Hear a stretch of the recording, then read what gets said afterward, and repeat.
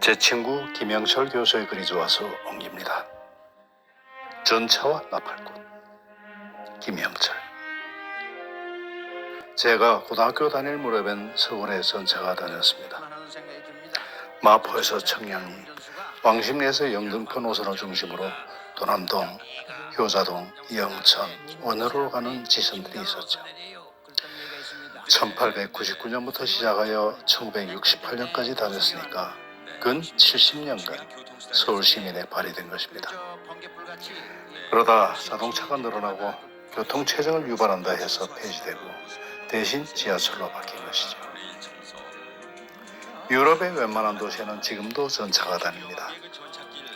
오스트리아의 자그마한 호반 도시 잘스부르크는 물론 미넨 같은 대도시까지 전차가 중요한 시민에 발휘되고 있습니다. 유럽 역시 자가용 차량이 많지만 아직 전차를 운영하는 것은 공해 방지의 목적이 큰 것 같습니다. 전차는 매연을 방지하여 쾌적한 도시 환경을 만드는데 크게 기여하고 있습니다. 그러나 꼭 그것만은 아닙니다. 바쁜 일상일수록 시간의 여유를 갖고 편안한 삶을 누리자는 뜻이 숨어 있습니다. 말하자면 삶의 질을 고려한 것으로 보입니다. 궁극적으로 슬로우 라이프의 본질을 구현하려는 것이죠. 천천히 다니는 전차만큼 여유롭고 한가한 시민들의 표정에서 슬로우 라이프의 행복감을 감지할 수 있었습니다. 미국의 샌프란시스코에 갔을 때도 똑같은 느낌을 받았습니다.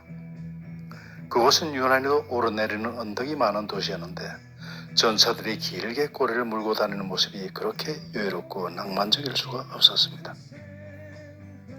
바쁜 도심 속으로 천천히 여유있게 달리는 전차에 꽃다발을 던져주고 싶은 충동이 일었습니다.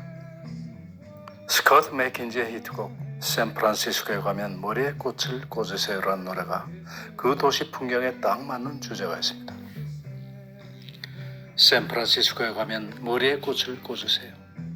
그러면 그곳에 사랑이 기다릴 거예요. 그 아름다운 노래가 샌프란시스코에 들어가자마자 버스 안에서 울려 퍼졌습니다. 머리에 꽃을 꽂고 전차를 타는 여인들, 세상에 제일 아름답고 축복받은 시민들이 아닐까요? 미국 가면 샌프란시스코에서 살고 싶다는 생각을 해본 것도 오직 그 꽃전차 때문이었습니다. 바쁜 일상에 쫓겨 허겁지겁 지하철에 매달며 사는 한국인은 너무 힘들고 고단해 보입니다. 꽃전차 얘기는 출근길 지하철과 버스에 시달리는 세를맨들에겐 한가롭고 철없는 얘기인지도 모르겠습니다.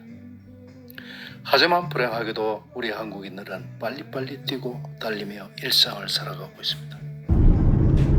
현대인들의 삶의 가치는 크고 빠르고 높은 곳에 달려있는 듯합니다. 그것의 성취가 삶의 목표이고 생존의 이유인 듯 보입니다. 남보다 더 빠르게 움직여서 더 크고 더 높은 것을 성취해야 한다. 오늘도 많은 사람들이 그 목적을 위해서 열심히 달리고 있습니다. 음식도 패스트푸드처럼 간편하고 빠른 것이 인기입니다. 먹는 시간을 아껴서 다른 일을 해야 합니다. 먹는 것은 단지 삶의 수단이고 방법일 뿐입니다.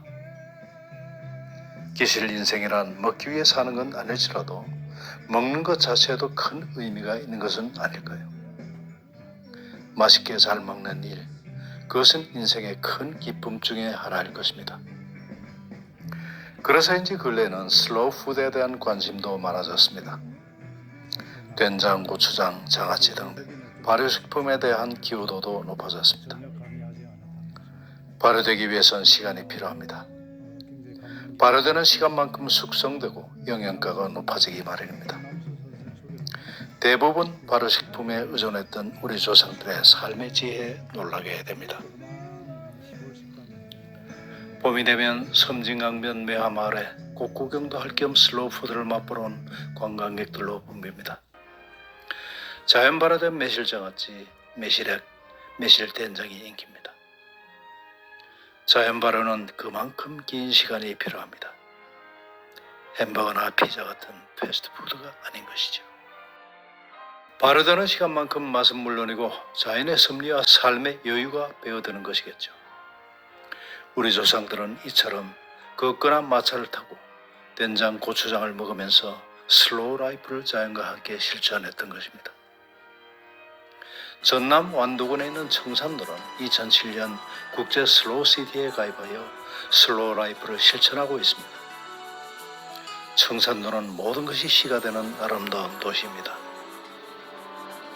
더 늦기 전에 우리 그만 섬으로 내려가요. 청산도 도당리 바다로 넓은 창을 내요. 나는 창틀에서 물결 한 장 뽑아내 식탁보를 깔게요.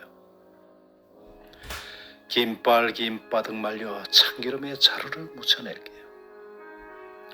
그대가 건져 올린 각시볼락은 붉은 양념 발라 쪄낼게요. 다정큼 나무 울타리 삼아 이른 저녁 식탁에 마주 앉아요. 내 서투른 젓가락질로 먼 파도 소리 한 점 떼어 그대 수저에 올릴게요. 유은희 시인의 그대에게 이르라는 시입니다. 유은희 시인의 시처럼 청산도는 순수하고 아름다운 삶을 꾸려갈 수 있는 섬입니다. 바다로 향해 넓은 창을 내고 창틀에서 물결 한 장 뽑아 식탁보를 깔고 다정 금나무로 울타리를 친 식탁에 앉아 파도 소리 한 점 수저에 올릴 수 있는 섬, 그곳이 청산도의 것입니다. 청산도는 돌과 유채꽃으로도 유명합니다. 봄이 되면 유채꽃이 섬 전체를 노란색으로 물들입니다. 1993년 개봉된 영화 서편제에서 소리꾼 유봉이 춘향과 한자락을 구슬피 뽑아낸 것도 유채꽃밭이었습니다. 소래꾼들의 한 맺힌 삶과 아름다운 유채꽃이 비극적 조화를 이루어 관객에게 큰 감명을 주었죠. 덕분에 113명이나 동원된 흥행작이 되었습니다. 청산도는 윤희의 시에서처럼 자연 그대로의 삶, 느리지만 여유로움을 구가하는 슬로우 아일랜드입니다. 그곳에는 크고 빠르고 높은 곳이 없습니다. 모두가 작고 느리고 낮은 것들 뿐입니다. 그야말로 슬로우 라이프의 파라다이스입니다. 청산도 입구에는 입석의 글 느림은 처음입니다가 슬로우 라이프의 철학을 말해줍니다. 인생은 달팽이처럼 느리게 기어갈 때 진정한 행복을 누릴 수 있을 것입니다. 오메 아직 안 가봤단가라오. 오메 어쩌면 좋다요 라는 구수한 전라도 우스개 말처럼 청산도는 슬로우 라이프를 실천하기 위해서 꼭 가봐야 할 버킷리스트입니다. 삶의 진정한 의미는 작고 느리고 낮은 것에 있는지도 모르겠습니다. 작은 것은 큰 것에 비해 눈에 잘 안 띄지만 소소하고 세세한 아름다움과 매력을 갖고 있습니다. 친구 생일날 전해주는 손수건 한 장, 고마운 선생님께 드리는 꽃 한 송이, 수고했다고 땀을 닦아주는 조그만 손길이 우리의 삶을 훈훈하게 가꿔줍니다. 화려한 꽃집의 꽃보다도 길가에 핀 조그마한 이름 없는 풀꽃에서 우주를 발견할 수도 있는 것입니다.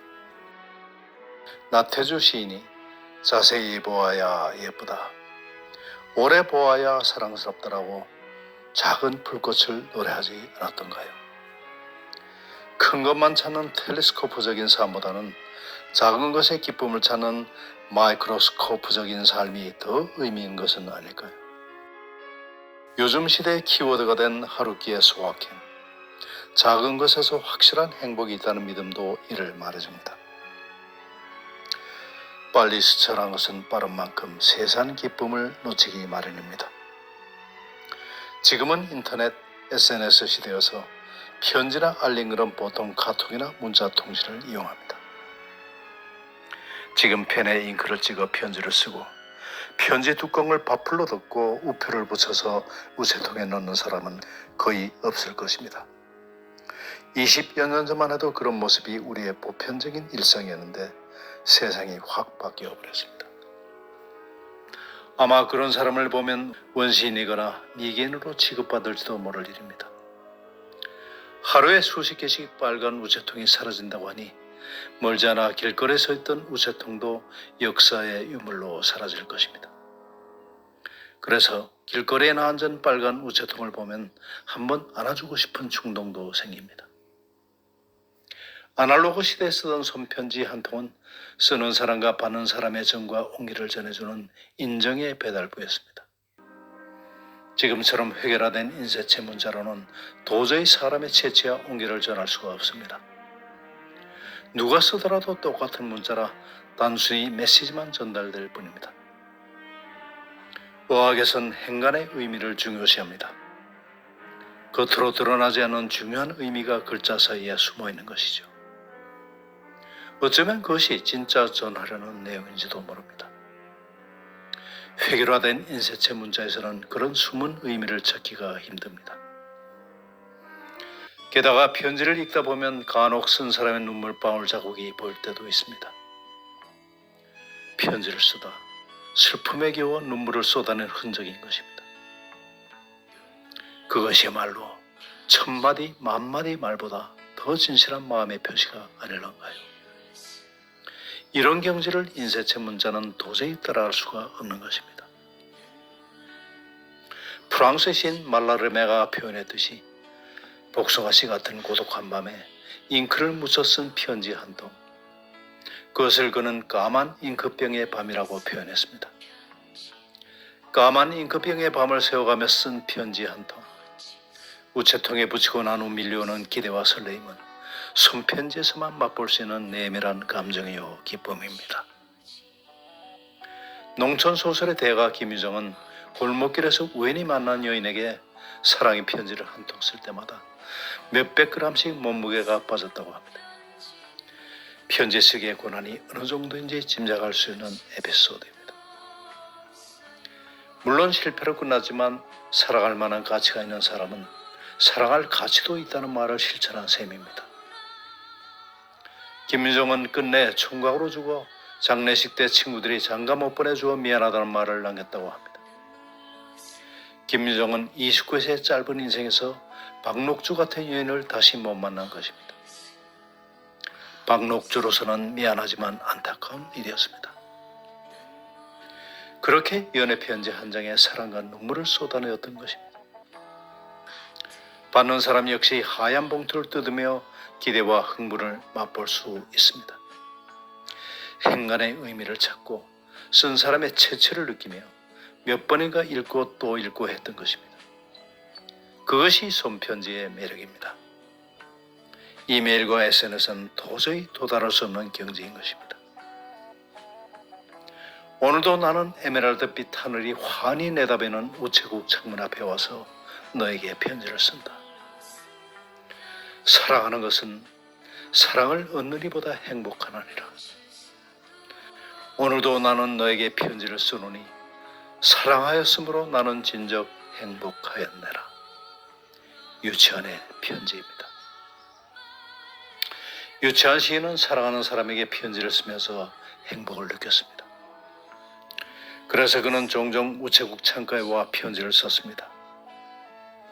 사랑은 주는 것보다 받는 것이 행복이라는 사실을 편지 쓰기를 통해서 확인하고 실천했던 것입니다. 실제로 유치환은 사랑했던 여류 시인 이영도에게 천여통의 편지를 쓴 것으로 유명합니다. 비록 이루어질 수 없는 사랑이었지만 사랑받는 것이 아니라 사랑하는 것이 진정한 행복이란 명제를 편지 쓰기로 실천했던 것입니다. 유치환의 아우가 청마했는데 문우들이 이영도 집 울타리를 말처럼 잘도 뛰어넘는다 해서 청마라고 놀리기도 했습니다. 점잖은 청마가 실제 담을 뛰어넘었을 리는 만무하지만 마음속으로는 몇 번이고 뛰어넘었을 것입니다. 이혜인 시인이 멀리 티벳인가 어디 수도원에 갔을 때 경험을 쓴 적이 있습니다. 추운 겨울날인데 높은 곳에 민들레가 피어있는 것을 보고 너무 놀랐습니다. 이런 곳에 어찌 민들레가 피었을까 생각하다가 몸을 낮춰 땅바닥에 엎드려 보니 바람도 없고 따스한 햇빛이 고스란히 몸에 와닿았습니다. 그 순간 이거구나. 이것이 민들레가 살아가는 방법이로구나 하고 시인은 깨달았습니다. 그것은 바로 키를 낮추는 일이었습니다. 민들레가 키를 낮추지 않으면 바람에 휩쓸리거나 얼어 죽었을 것입니다. 키를 낮추고 땅바닥에 바짝 엎드렸기 때문에 모진 바람과 추위에도 얼어 죽지 않고 꽃을 피우며 살아갈 수 있었던 것입니다. 결국 이혜인 시인의 이야기는 높은 것만이 최상의 가치가 아니라는 메시지를 담고 있습니다.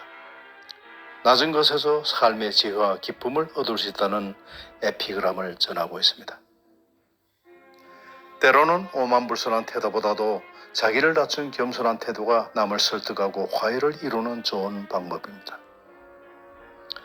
물은 늘 낮은 곳을 향하지 않던가요? 그러면서도 마지막 목적지인 바다에 이릅니다. 하늘의 신도 낮은 곳을 향하여 늘 자비와 사랑의 손길을 뻗치고 있습니다. 안도현, 김용택, 정호승, 안치환 등 시인과 가수들이 결성한 나팔꽃동이는 바로 이러한 삶의처럼, 즉 작고 느리고 낮은 삶을 지향하는 예술가의 모임입니다. 그래서 그런 목적을 위한 시를 짓고 거기에 맞는 노래를 불러서 대중들에게 나팔꽃의 철학을 전파하고 있습니다. 그들은 작게, 낮게, 느리게라는 목표 아래 크고 높고 빠른 것만을 추구하는 현대인의 삶의 질곡에서 벗어나 진정한 인간의 행복과 존재 가치의 방향성을 찾고자 했습니다. 그 길이 바로 시와 음악이 함께 가는 길이었던 것입니다. 나팔꽃은 낮은 땅에 줄기를 뻗으며 자그마한 봉우리를 피워냅니다. 작지만 생명이 넘치는 소박한 꽃입니다. 그들은 이와 같은 나팔꽃을 닮은 삶, 예술을 추구했던 것입니다. 이러한 이들의 노력은 크고 빠르고 높은 것만을 지향하는 현대인들에게 바람직한 삶의 지표를 제시합니다. 그들의 노력은 삶의 등대 같은 역할을 하고 있습니다. 이런 노력들이 결실을 맺어 슬로우 시티인 청산도가 생기고 슬로우 푸드가 주목을 받고 조용히 천천히 걸으며 삶을 음미하는 슬로우 워킹이 일상으로 자리 잡아가고 있는 것입니다. 한국에도 다시 전차가 다녔으면 싶습니다. 공해도 공해지만 무엇보다도 작고 느리고 낮은 삶의 지혜와 철학을 실천하기 위해서입니다. 바쁜 일상 속에 천천히 움직이는 전차를 타고 여유를 갖고 살아가기 위해서 말입니다. 틈틈이 생각도 하고 바깥 풍경도 보고 음악도 듣고 책도 읽으면서 타는 전차. 생각만 해도 너무 행복합니다. 바쁜 현대생활에서 시대착오적인 생각이라고 욕먹을지도 모르지만 너무나 즐겁고 행복한 상상 아니겠습니까? 현대의 첨단을 거는 유럽 도시에서 전차를 운행하는 이유가 무엇이겠습니까? 바쁠수록 천천히 도는 일상의 시계반을 위해서가 아닐까요? 땡땡 전차를 타고 등굣길에 올랐던 고교 시절이 그래서 그립습니다. 그 시절로 돌아가고 싶습니다. 전차를 타면 함께 탄 사람들조차 정겹게 보입니다. 내가 타본 전차는 단지 교통수단이 아니라 여유있게 생각하며 사는 삶의 방편이었습니다. 책도 읽고 친구 생각을 하다 보면 땡땡땡 목적지를 알립니다. 우리 인생도 그렇게 천천히 저물어가는 것이 아닐까요? 천천히 움직이는 전차길은 우리의 인생길인 것입니다. 마지막 인생의 종착역, 그렇게 서둘러 갈 필요가 있을까요? 어차피 땡땡땡 반드시 도착해야 하는 인생의 종점. 긴 글 함께 해주셔서 대단히 감사합니다. 김세화의 눈물로 쓴 편지 보내드립니다. 우리 오늘은 사랑하는 사람에게, 그리운 친구에게, 고마우신 분들에게 오래된 만년필을 꺼내어 손편지를 한번 써보면 어떨까요? 권대욱TV였습니다.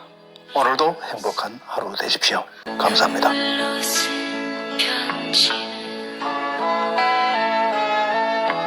고칠 수가 없어.